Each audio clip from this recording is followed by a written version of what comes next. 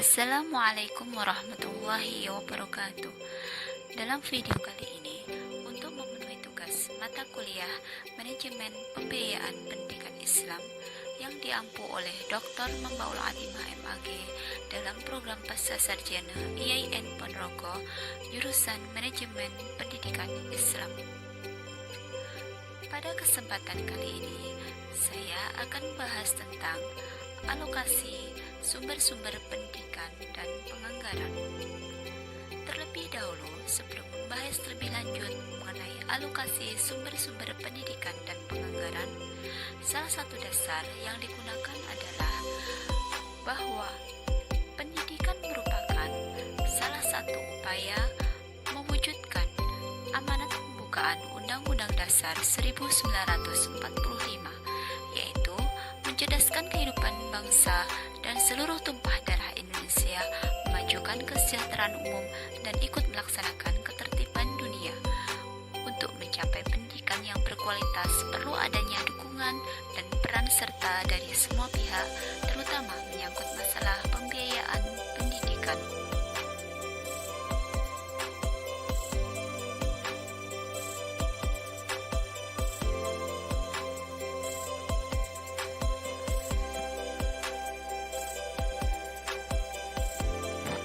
Penyediaan dana pendidikan dan tanggung jawab pembiayaan pendidikan telah diatur dalam perundang-undangan yang berlaku. Dalam Undang-Undang Nomor 20 Tahun 2003 Bab 13 Pasal 46 Ayat 1 tentang tanggung jawab pendanaan disebutkan bahwa pendanaan pendidikan menjadi tanggung jawab bersama antar pemerintah daerah, dan masyarakat. Kemudian pada Pasal 47 Ayat 1 dan 2 tentang sumber pendanaan pendidikan disebutkan bahwa sumber pendanaan pendidikan ditentukan berdasarkan prinsip keadilan, kecukupan, dan berkelanjutan.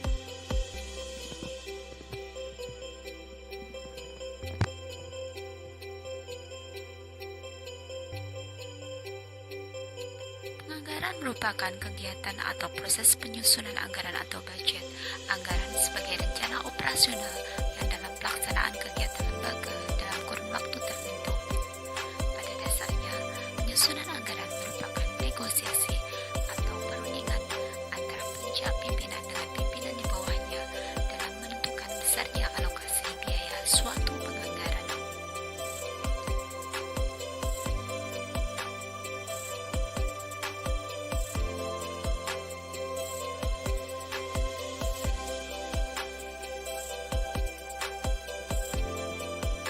Thomas Allen berpendapat tentang anggaran sebagai alat alokasi.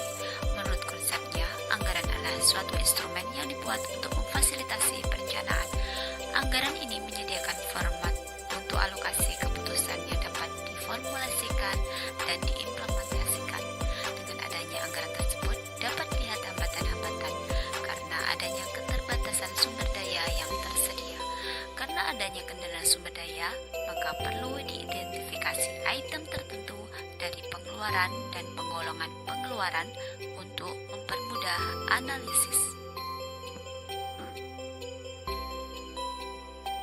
Pembiayaan pendidikan suatu lembaga pendidikan yang direncanakan, dikelola, dan diorganisasi secara baik dan tepat sasaran akan menunjang terselenggaranya proses pembelajaran yang efektif serta dapat memenuhi kebutuhan sekolah atau madrasah.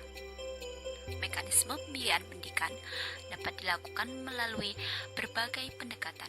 Salah satu pendekatan yang sering digunakan adalah pendekatan sistem, yaitu pendekatan yang berorientasi pada tujuan alternatif dan efektivitas. Pendekatan sistem dalam pembiayaan pendidikan dimulai dengan penerapan PPBS atau Planning Programming Budgeting System, atau yang dikenal dengan istilah Sistem Penyusunan Program dan Anggaran atau SIPPA. Undang-Undang Nomor 20 Tahun 2003 tentang Sistem Pendidikan Nasional pada Pasal 48 Ayat 1 menyatakan bahwa pengelolaan dana pendidikan berdasarkan prinsip keadilan, efisiensi, transparansi, dan akuntabilitas publik. Secara umum, pembiayaan atau financing adalah bagaimana mencari dana atau sumber dana dan bagaimana menggunakan dana itu dengan memanfaatkan rencana biaya standar, memperbesar modal kerja, dan merencanakan kebutuhan masa datang akan uang. Sumber pembiayaan atau sumber keuangan sekolah atau madrasah secara garis besarnya dibagi menjadi 3 sumber, yaitu 1. Pemerintah, baik pusat atau daerah yang bersifat umum atau khusus, diperuntukkan bagi kepentingan pendidikan. Salah satu bentuk anggaran pendidikan dari pusat adalah dengan pengalokasian 20% anggaran pendapatan dan belanja negara atau APBN sesuai dengan amanat undang-undang. 2. Bersumber dari orang tua peserta didik. 3. Bersumber dari masyarakat.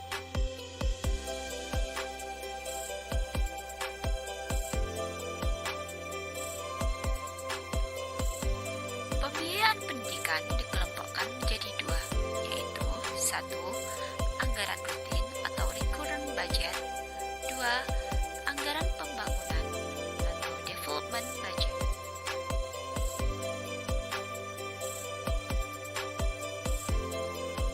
Selanjutnya, dalam konteks kelembagaan mikro, setiap sekolah menyusun rencana anggaran pendapatan dan belanja sekolah atau RAPBS yang telah direvisi dan mendapat persetujuan atau pengesahan dari Dewan atau Komite Sekolah, kemudian akan menjadi anggaran pendapatan dan belanja sekolah atau APBS yang akan berlaku dalam 1 tahun anggaran.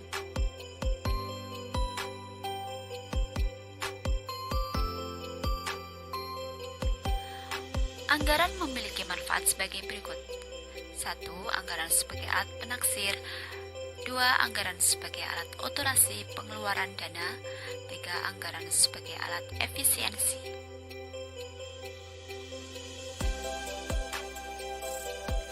Prinsip-prinsip penganggaran.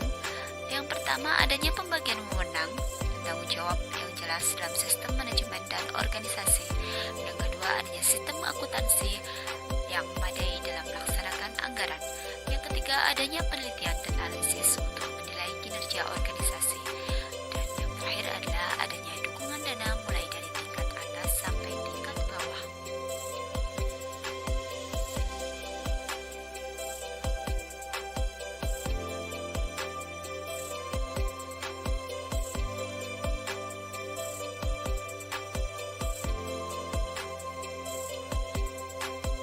Prosedur penyusunan anggaran adalah sebagai berikut. 1. Mengidentifikasi kegiatan-kegiatan yang akan dilakukan selama periode anggaran. 2. Mengidentifikasi sumber-sumber yang dinyatakan dalam uang, jasa, dan barang. 3. Semua sumber dinyatakan dalam bentuk uang karena anggaran pada dasarnya merupakan pernyataan finansial. 4. Memformulasikan anggaran dalam bentuk format yang telah disetujui dan dipermudah dan dipergunakan oleh instansi tertentu. 5. Menyusun usulan anggaran untuk memperoleh persetujuan dari pihak yang berwenang. 6. Melakukan revisi usulan anggaran. 7. Persetujuan revisi usulan anggaran. 8. Pengesahan anggaran.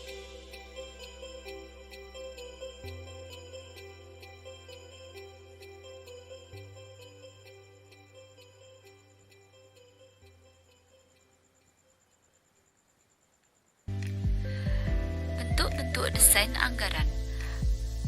Anggaran butir per butir atau line item budget.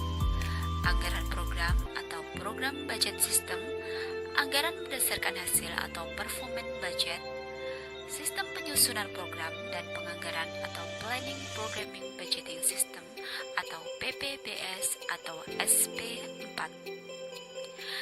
Demikian pemaparan makalah alokasi sumber-sumber pendidikan dan penganggaran. Sekian dan terima kasih. Assalamualaikum warahmatullahi wabarakatuh.